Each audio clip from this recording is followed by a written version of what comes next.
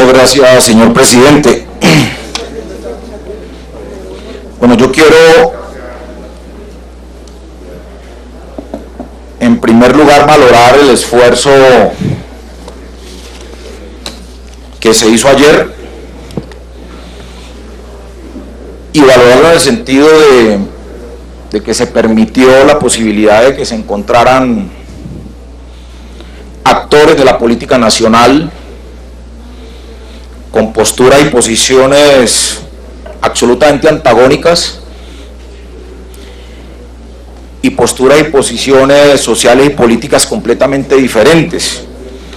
Y lo saludo porque fue un debate y una discusión donde se fijaron posiciones. Y lo valoro y lo saludo por eso. Ojalá no haya sido una estrategia o haya sido una forma de tratar de justificar algo que a mi juicio lo tengo absolutamente claro desde que se inicia esta discusión, y es que la estructura de la JEP, como está planteada y concebida en el acto legislativo 01 y 02, pues obviamente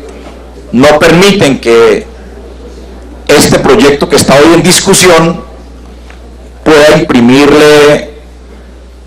los cambios de fondo que ponen en riesgo no solamente una jurisdicción especial, sino que ponen en riesgo los acuerdos, la paz, ponen en riesgo la verdad, ponen en riesgo las víctimas, y además de esto nos puede llevar a un estado o a un conflicto mucho mayor al que hemos vivido en los últimos 60 años. Esto es supremamente delicado, honorables senadores y senadoras.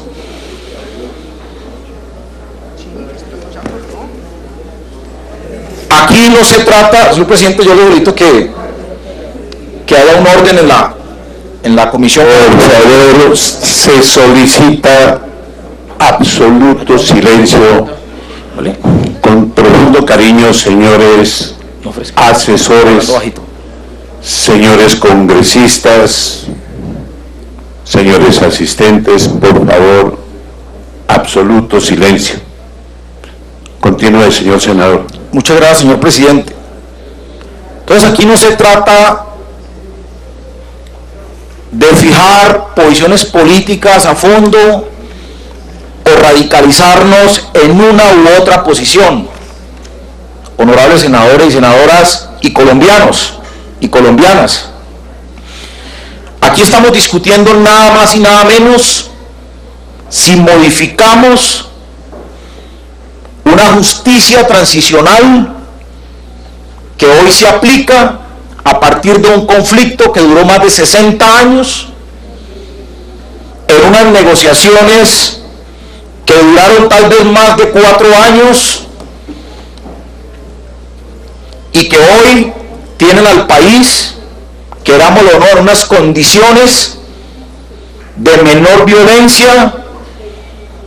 de menos actos de violencia, de terrorismo, y obviamente en la no pérdida de vidas, como veníamos sosteniendo a lo largo y ancho del conflicto, que es absolutamente significativo, y podría plantear que solo el acuerdo le significó al país entre 2.000 y 3.000 vidas al año que no se perdieron producto de este conflicto. Así que no estamos hablando de poca cosa, y estamos hablando de la esperanza y la posibilidad que tienen más de 20 o 30 millones de colombianos que de una u otra manera son víctimas de un conflicto armado que nunca avalaron, que nunca solicitaron. Entonces no estamos, honorables senadores, hablando de poca cosa. La decisión que tomemos hoy aquí va a generar efectos. Y no solamente efectos jurídicos, porque nosotros podríamos discutir una reforma tributaria, eso genera efectos jurídicos, sí, suben el IVA, lo bajan tal, lo que están planteando. Genera más pobreza, más miseria, de pronto algo muy grave, mueren más niños porque finalmente eso termina males en la base donde ocurra. Lo que estamos diciendo aquí es que estamos poniendo en riesgo la institucionalidad del país. Aquí la Corte Constitucional ya tomó unas decisiones, el Gobierno Nacional ya tomó unas decisiones y el Congreso de la República también ya tomó unas decisiones. Y lo que estamos planteando hoy, o lo que se está planteando hoy por parte del Centro Democrático, es cambiar esas decisiones que ya tomó el Estado colombiano. Estamos hablando nada más y nada menos que de eso. O sea, aquí el Estado colombiano, querámoslo o no, con oposición de algunos sectores en el país importantes, pero aquí el Estado colombiano ya tomó decisiones y estamos en desarrollo y en cumplimiento de un acuerdo de paz con el seguimiento y la veeduría de la comunidad internacional, y estamos también ante unas decisiones que ya tomó el Estado colombiano. O sea, aquí estamos poniendo en entredicho las decisiones de la Corte Constitucional en relación a los actos legislativos que avalan la Jurisdicción Especial para la Paz. Aquí estamos poniendo en entredicho las decisiones que tomó el Congreso bajo el amparo de la Constitución Política. Y aquí estamos poniendo en entredicho un acuerdo de paz que se firmó por una guerrilla a la cual la llevaron a unos acuerdos y que finalmente esos acuerdos terminaron en una decisión de Estado que ha sido refrendada por todas las entidades y las autoridades. Entonces quiero poner de precedente esa situación inicial para avanzar en la discusión de esto, señor presidente. Pero quiero también advertir que autoridades como la Corte Penal Internacional, que es lo que me parece más grave el día de hoy,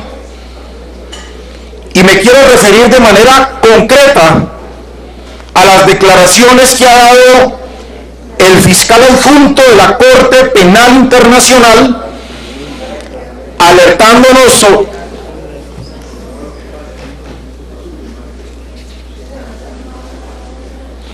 quiero advertirle al país y a este Congreso y especialmente a la Comisión Primera los reparos que ha hecho el fiscal adjunto de la Corte Penal Internacional en relación a la JEP y en relación a lo que está ocurriendo específicamente el día de hoy. El señor James Kirkpatrick Stewart ha hecho reparo frente al juzgamiento especial que para miembros de la fuerza pública fueron aprobados en el Congreso de la República. Ojo, a juicio del delegado de la Corte Penal Internacional, lo aprobado en el capítulo 7 ya de hecho significa para la Corte Penal Internacional una preocupación y genera riesgos. Pero han sido enfáticos en lo que actualmente se discute en este Congreso el señor James Stewart, y tiene que ver con la posibilidad de que el Congreso tome la decisión de aprobar unas salas especiales o una jurisdicción especial para los miembros de la fuerza pública, y ha dicho el señor fiscal de la Corte Penal Internacional que esto posiblemente conllevaría a que la Corte Penal Internacional asumiera de manera directa la investigación por estos actos cometidos por miembros de la fuerza pública. O sea que aquí coincidió de manera especial que justo esté la Corte Penal Internacional, uno de sus fiscales, y genera una observación en relación a lo que se está aprobando aquí en el Congreso, que por cierto es supremamente grave, que aún a pesar de que nos diga el fiscal de la Corte Penal Internacional que lo que se está haciendo en este Congreso al proponer unas salas especiales para los miembros de la fuerza pública, esto puede conducir a impunidad, puede conducir a afectar la verdad y puede conducir también a desconocer los derechos de las víctimas, y que por consiguiente la Corte Penal Internacional de manera inmediata podría intervenir contra los militares, generándole un daño mayor al que hoy se les está cometiendo con este proyecto. O sea, no acatar y no entender la realidad jurídica, no solamente nacional, sino internacional, es ir en contra de una realidad que hoy estamos viviendo en nuestro país, y es que la Corte Penal Internacional ha dicho de manera contundente que este tipo de decisiones que se están tomando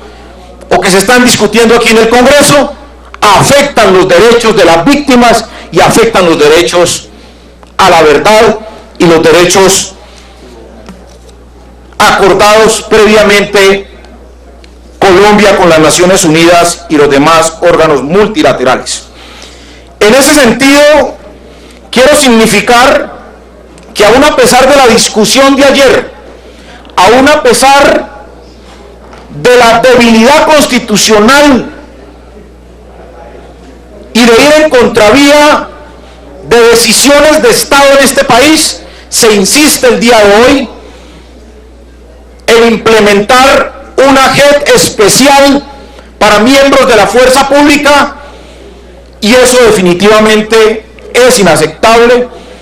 y va en contravía de los acuerdos y de todas las decisiones que se han tomado por parte del Estado. Entendiendo esto, señor presidente, considero entonces que la discusión no puede darse en los términos como se han planteado en la última propuesta el día de hoy, y es la insistencia en una ley estatutaria como se propone por parte del Centro Democrático, que cree salas adicionales nuevamente, con nuevos magistrados, con nuevos procedimientos para su elección, solo para miembros de la fuerza pública, cambiando inclusive la figura de la confesión como un instrumento, una herramienta para la construcción de la verdad y la reparación a las víctimas, y además de eso plantear de manera abierta la impunidad a través de subrogados penales y a través de rebajas de penas, como si nosotros estuviésemos negociando en nombre de las víctimas. No, este Congreso no le es dado ni le es competencia negociar en nombre de las víctimas.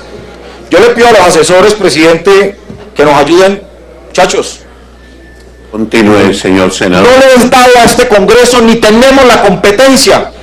para que en nombre de las víctimas, y hemos recibido cientos de cartas, honorables senadores, de víctimas del conflicto armado, víctimas de las FARC, víctimas de Estado, en fin, víctimas de todo orden, el planteamiento de que no aceptan en calidad de víctimas que este Congreso genere un marco de impunidad como el que se está estableciendo el día de hoy aquí, que le permita a miembros de la fuerza pública que cometieron delitos, porque vuelvo y aclaro, señor presidente, aquí nosotros no estamos haciendo un juicio a los miembros de la fuerza pública, a la cual respetamos y a la cual acompañamos en su mandato constitucional. Aquí estamos hablando de miembros de la fuerza pública que violentaron el ordenamiento jurídico en el país, nuestro Código Penal, nuestra Constitución política. En ese sentido, creemos que este Congreso, independiente de las facultades que nosotros tengamos, debemos garantizar el derecho a la verdad, a la reparación, a la justicia, y este proyecto justamente va en contravía de esos derechos que hoy reclaman las víctimas. Y por consiguiente, señor presidente, yo llamo la atención, primero, para que acatemos las recomendaciones que hoy hace la Corte Penal Internacional. Segundo, para que protejamos el derecho de las víctimas a que este proceso avance en los términos en que el Estado colombiano ha decidido. Y tercero, avancemos en salidas y soluciones efectivas que permitan la reconciliación del país y no que conduzcan, como lo establece este proyecto, a una ruptura institucional y a un escenario de mayor confrontación y de mayor división en el país. Anhelamos la paz, estamos por la paz, pero así no se construye la paz, señor presidente. Muchas gracias.